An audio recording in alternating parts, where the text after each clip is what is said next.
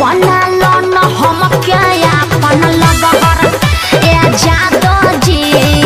बना लो न हम क्या अपन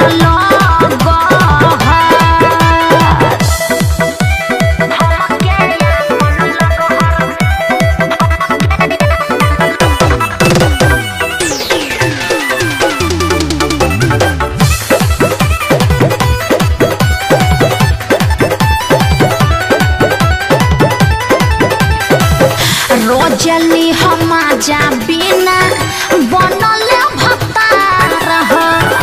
ऐसन ऑफर के हो न देहिया रह समझत बड़ा नो रोजली हम जा बिना बनल भतार ऐसन ऑफर के हो न देहिया रह बांधी के खूंटा धरी आठ पहाड़ ए जादो जी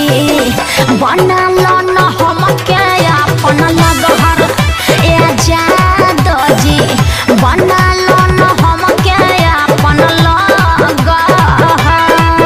अरे काहे खातिर ताकेला दोसर दुआरी जागी के रतिया काटेला मन मारी प्यार के पगहा बनिहा